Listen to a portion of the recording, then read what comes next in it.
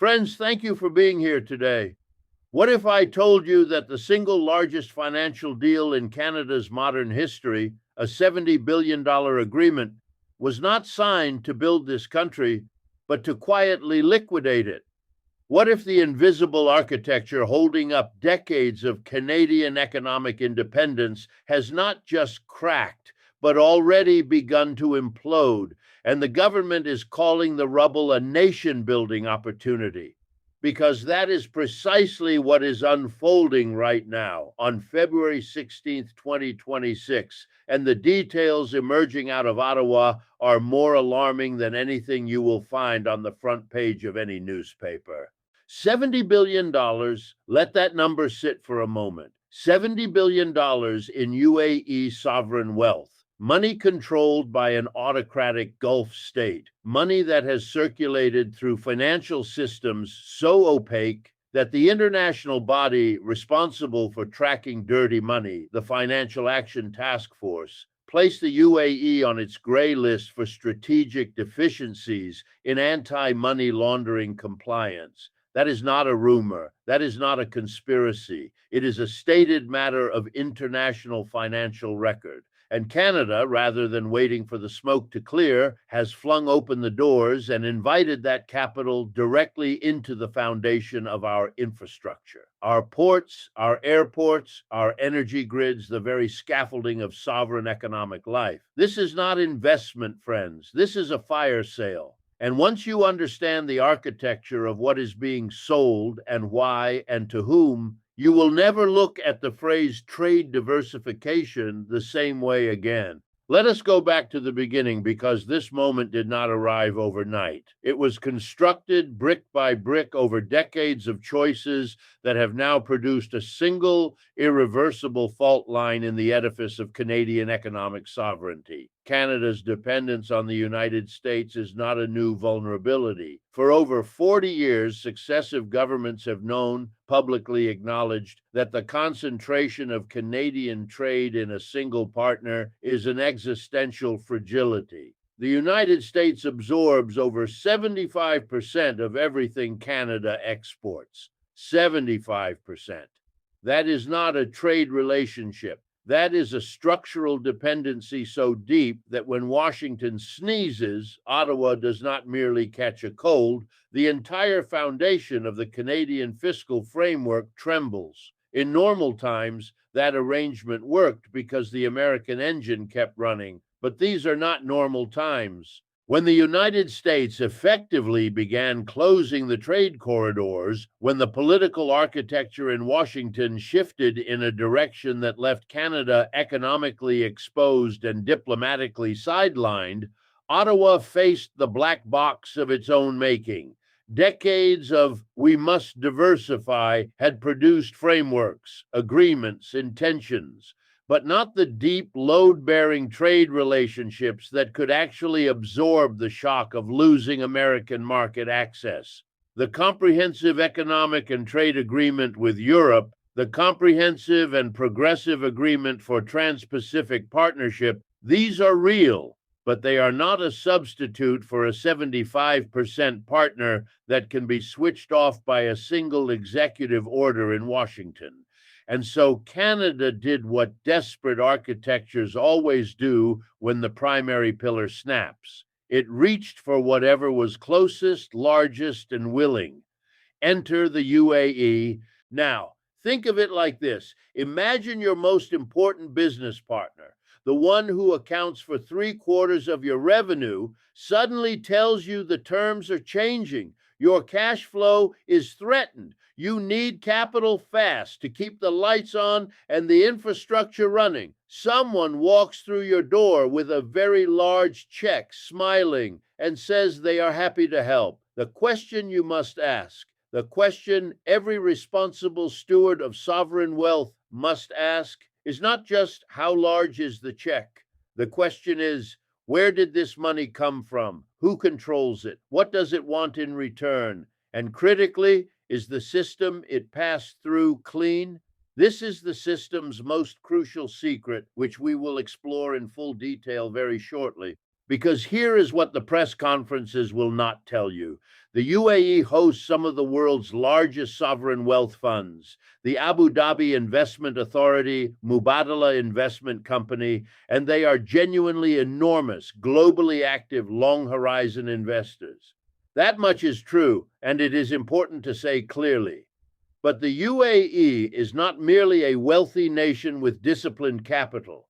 It is a jurisdiction that until very recently sat on the Financial Action Task Force gray list, flagged for strategic deficiencies in its anti-money laundering and counterterrorism financing frameworks. The gray list is not a scarlet letter. Countries work their way off it. Reform efforts are real. But gray list status is also not a technicality. It means the international financial surveillance architecture had identified systemic gaps in how money moves through UAE structures, gaps that make it structurally difficult to know with confidence whether the capital flowing out of those structures is entirely what it presents itself as. And Canada, friends, has its own history with this problem. There is a term that has circulated in financial crime circles for years: snowwashing. The concept is elegant in the way that all great frauds are elegant. Canada's reputation, stable, trustworthy, rule of law, clean, has made it, paradoxically, one of the most attractive destinations on earth for money that needs to shed its origins and emerge as something legitimate. Opaque corporate structures, provincial gaps in beneficial ownership transparency, real estate markets that have absorbed billions without rigorous source of funds scrutiny. This is not fantasy. Federal and provincial governments have spent the last decade scrambling to close those gaps, building a beneficial ownership registry, strengthening FinTrack enforcement, implementing land transparency measures in British Columbia. The reforms are real, but the architecture of vulnerability was real first. Now connect those two realities. A UAE sovereign wealth fund apparatus operating within a jurisdiction that was, until recently, gray-listed for AML deficiencies, and a Canadian financial system with a documented history of snowwashing vulnerability. Bring them together through a $70 billion investment treaty. One framed as urgent, necessary, and patriotic in the face of American trade pressure. And you do not just get infrastructure funding. You get a structural fault line that runs directly beneath the foundation of Canadian financial sovereignty. Prime Minister Carney calls this nation building. The architecture says otherwise, because when you are building a nation, you set the terms. You choose your partners from a position of strength, with due diligence, with patience, with alternatives on the table. What Canada has done in February of 2026 is not negotiate from strength. It is sign a deal from desperation, because the American door closed, because the diversification strategy of 4 decades produced frameworks but not foundations, and because $70 billion in Gulf capital was available, eager, and asking for very little in return, at least very little that is visible on the surface. And that is precisely what should concern you, because in the architecture of global finance, it is never what is stated in the treaty that matters most. It is what the treaty enables. It is the scaffolding that gets built underneath the headline number, the operational relationships, the governance structures, the quiet embedding of foreign interests into the management of critical national assets. Investment treaties, by design, protect investors from discriminatory treatment. They do not transfer sovereignty over Canadian law. That is the official position, and it is technically accurate. The Investment Canada Act governs large foreign acquisitions. Critical infrastructure transactions are subject to federal review. Canada retains the legal architecture to block investments on national security grounds. All of that is true, and all of that will be cited in every press conference, every parliamentary hearing, every reassuring op-ed that appears over the next 6 months. But here is the counterintuitive reality that the simple logic of treaty language does not capture. Sovereignty is not just what the law says you can do. Sovereignty is what you are willing and able to do when the moment comes. And a country that has just signed a $70 billion dependency on a single Gulf state sovereign wealth pool because its primary trade partner walked away and no adequate substitute existed is a country whose sovereignty has already been functionally compromised, regardless of what any treaty document says. The edifice is still standing, the scaffolding is still in place, but the linchpin has been moved. And once you understand where it was moved to and what is now holding the structure up in its place, the word nation building will feel very different in your mouth. Stay with me, because the deeper mechanics of this deal, the specific anatomy of how $70 billion in UAE capital actually enters Canadian infrastructure, what it touches, what it controls, and what Canada gave up in the architecture of financial oversight to make it welcome, that is where this story becomes something else entirely. That is the fault line we are going to trace together, from its origin to its inevitable endpoint. And the window to understand what is happening here is closing faster than most people realize. Let us talk about what actually happened on February 16th, 2026, and why this specific moment, not 6 months ago, not 2 years from now, is the precise point at which the system began its unwind. The trigger was not a market crash. It was not a bank failure. It was a handshake dressed in the language of opportunity, framed in the vocabulary of resilience, announced to a country that was frightened enough about its economic future to hear the word 70 billion and feel something that resembled relief. That is the trigger event, friends. Not a collapse, but a capitulation. And capitulations are more dangerous than collapses because collapses are visible. Everybody can see a building fall. Capitulations happen in the language of press releases. They happen in the fine architecture of treaty clauses that nobody reads until the weight is already load-bearing. Here is the specific sequence that brought us to this moment. The United States, Canada's partner for 3/4 of its export economy, began systematically closing the corridors of that relationship. Not through a single dramatic rupture, but through the grinding structural pressure of a Washington political environment that had decided Canada was a problem to be managed rather than a partner to be cultivated. Tariff threats, renegotiation pressure, the slow erosion of the certainty that had made the Canada-US trade architecture feel permanent. And Ottawa, watching that edifice crack, did what desperate stewards always do. It began searching for a replacement pillar fast enough to prevent the visible collapse of the structure.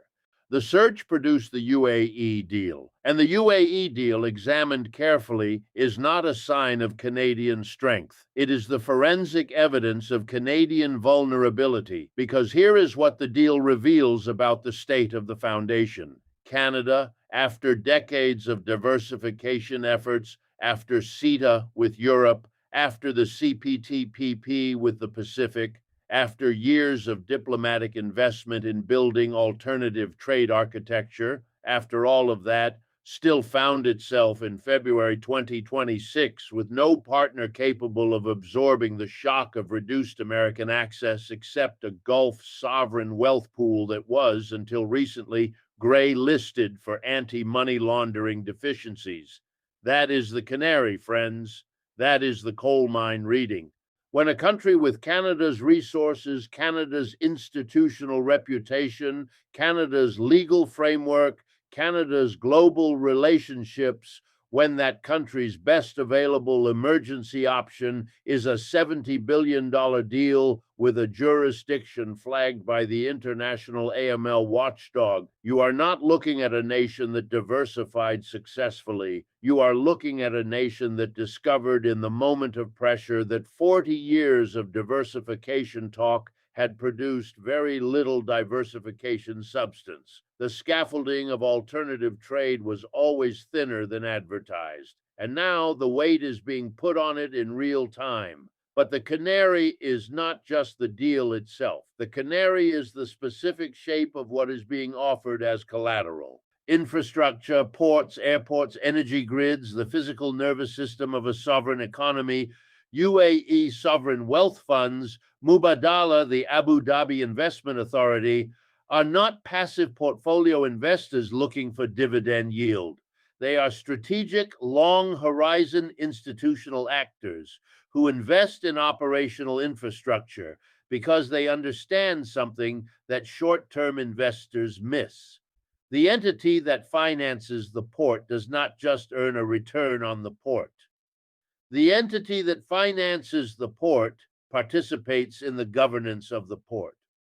Over time, through the compounding logic of financial dependency and operational relationship, the entity that finances the port shapes the conditions under which the port operates. This is not conspiracy. This is the stated, documented investment logic of sovereign wealth fund strategy globally.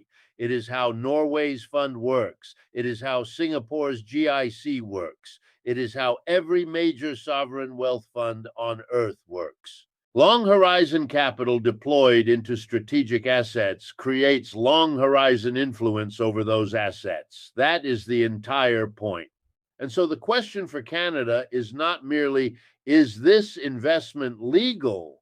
The Investment Canada Act says it can be reviewed. Federal oversight says critical infrastructure can be blocked on national security grounds. All of that architecture exists. The question is, in the specific context of February 2026, with American trade pressure mounting, with no adequate alternative partner in reserve, with $70 billion on the table from the only large sovereign pool willing to move quickly, is Canada actually in a position to exercise that blocking authority? Is a government that has just spent 6 months publicly declaring its urgent need for trade alternatives going to turn around and block the largest single alternative that is materialized? The architecture of oversight exists on paper. The political economy of desperation makes it functionally inoperable. That is the fault line. That is the gap between what the law says and what reality permits. Now let us look at the forensic evidence of how this particular rot spreads. The snowwashing architecture is not a new construction. It was built incrementally through layers of provincial incorporation law, through the historic absence of a federal beneficial ownership registry, through real estate markets in Vancouver and Toronto that absorbed billions in foreign capital without rigorous source of funds scrutiny for years. The Financial Transactions and Reports Analysis Center of Canada, FinTrack, has documented this vulnerability in report after report. British Columbia launched its own inquiry into money laundering, the Cullen Commission, and what it found was not a few isolated bad actors.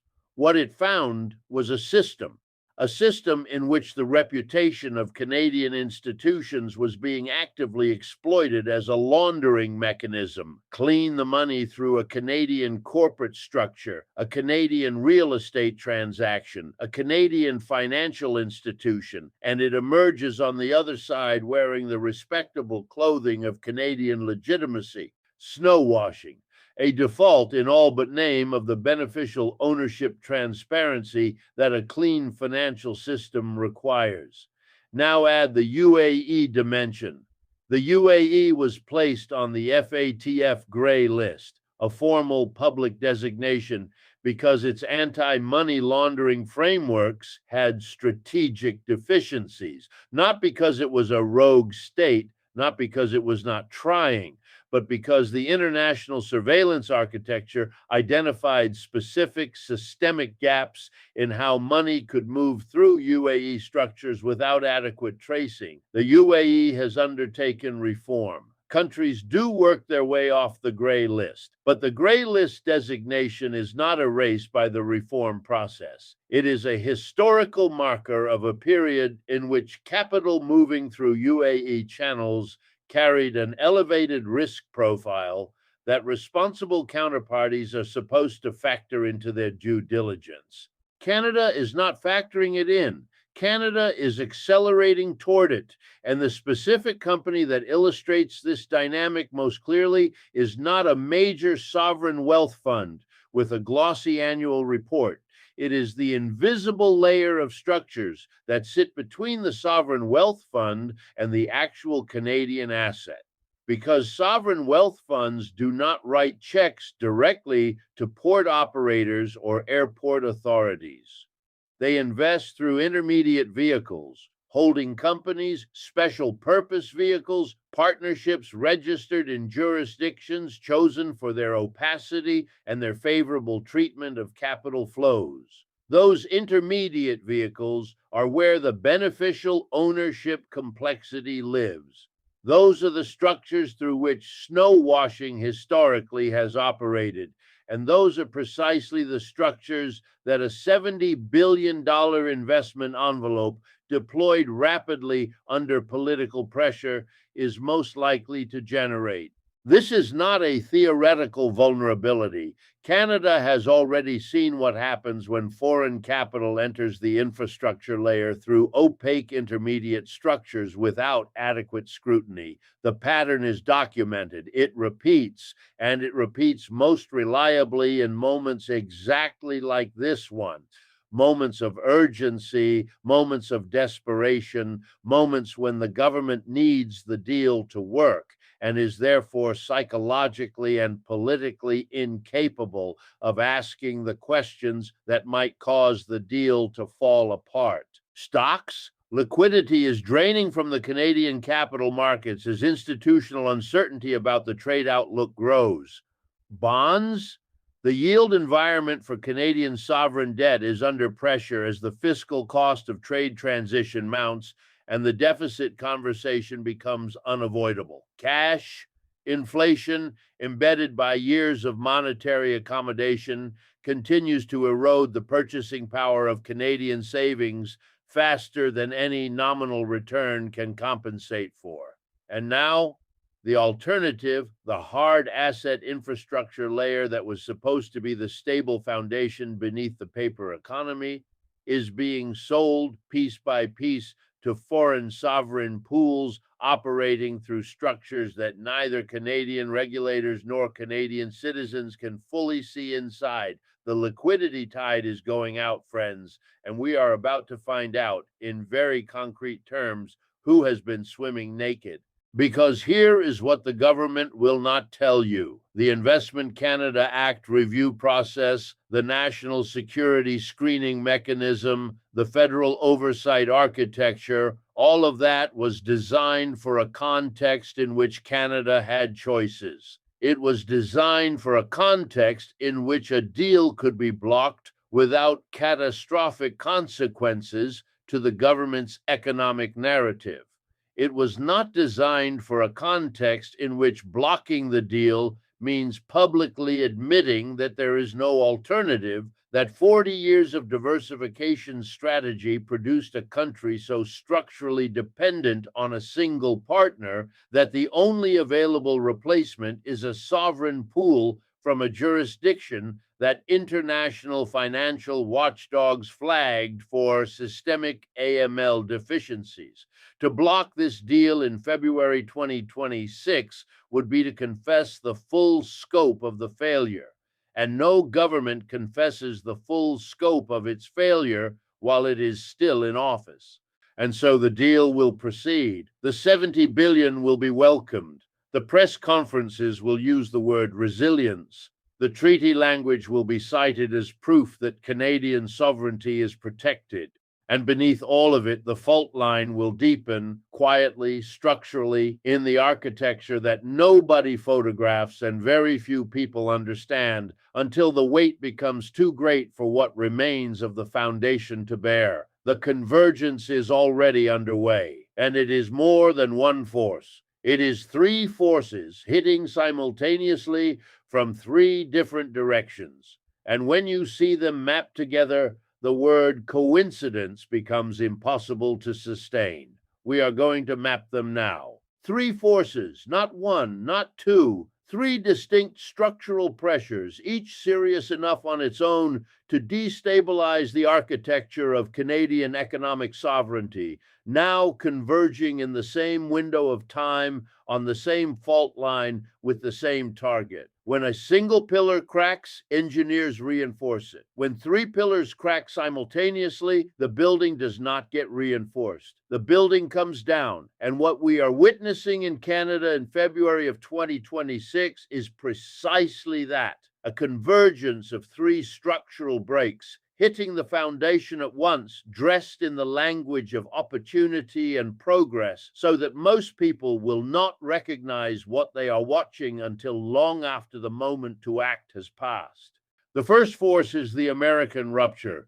This is the visible one, the one that gets discussed in the newspapers and the parliamentary hearings and the prime ministerial press conferences.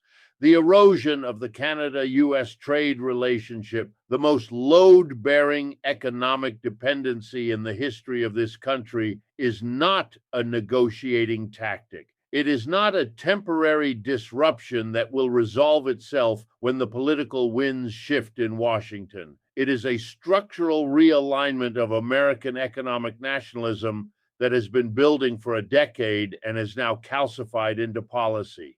Canada spent 40 years treating the American market as a permanent, inalienable foundation. And now that foundation is shifting, and the country is discovering in real time that it built almost nothing capable of bearing the weight if the American pillar moves. The $70 billion UAE deal is the direct consequence of that discovery. It is not a solution to the American rupture. It is the evidence of how deep the rupture actually goes. The second force is the snowwashing implosion. This is the invisible one, the one that operates beneath the surface of any headline, that compounds silently through corporate structures and investment vehicles and beneficial ownership arrangements that never appear in a press release. Canada's financial system has documented vulnerabilities to money of unclear origin.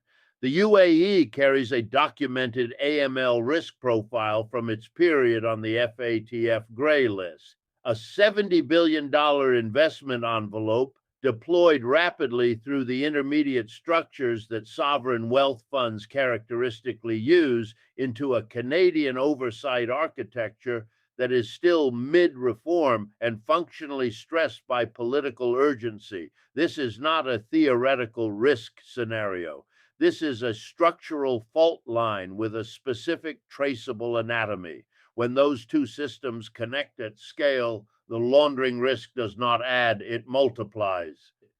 And the Canadian taxpayer, the Canadian pension holder, the Canadian infrastructure user, they are the ones standing downstream when the water quality changes.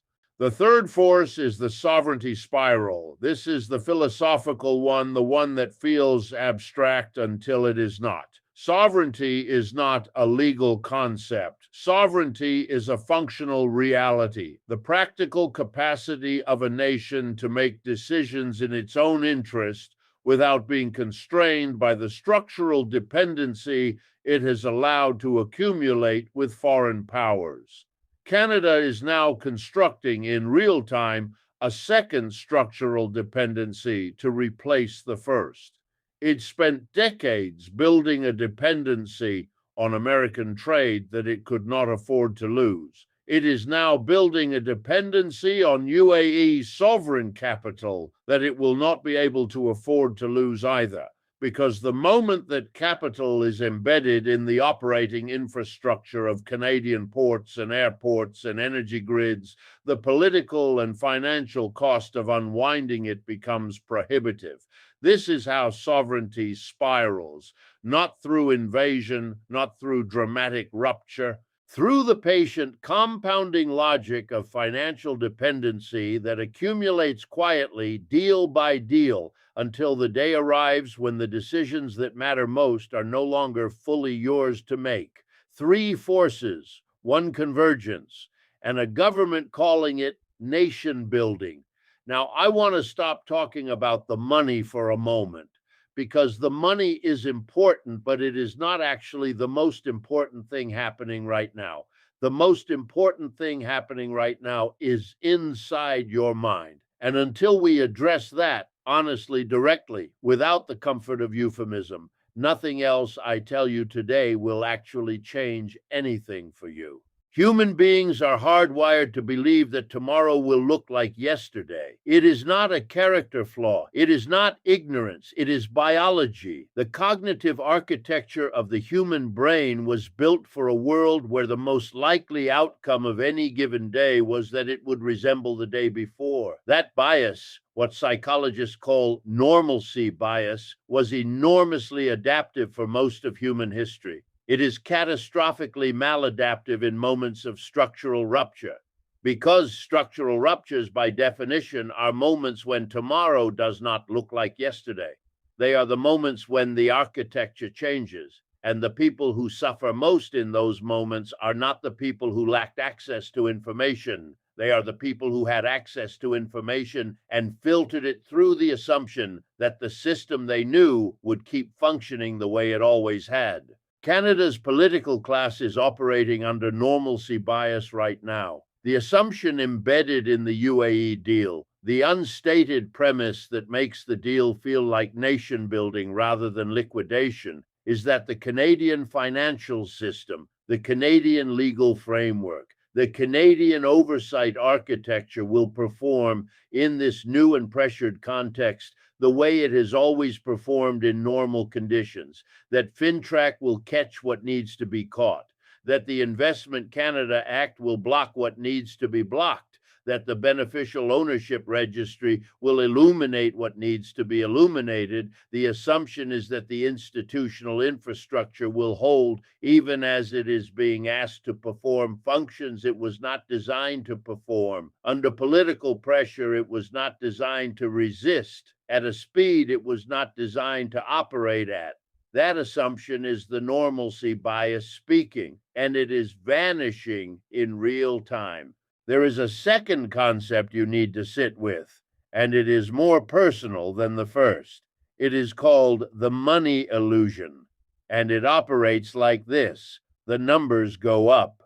The headline says $70 billion flowing into Canadian infrastructure. The GDP figures look better. The trade balance sheets show activity. The press conferences reference growth and resilience and opportunity. And on the paper of the government's economic narrative, Canada looks like it is navigating the transition successfully. You might even feel it, a sense that the system is managing, that the professionals are in control, that the architecture is holding. But then you go to the grocery store, then you look at your mortgage, then you check what your savings are actually purchasing compared to what they purchased 3 years ago. And you discover what the money illusion always reveals eventually, that the paper numbers and the real numbers are not the same number. That a country can look wealthier in its headline data, while the actual purchasing power of its citizens, the actual security of its infrastructure, the actual depth of its sovereign decision-making capacity, all of it is quietly contracting. You become richer on the government spreadsheet and poorer in the material conditions of your life. That is the money illusion.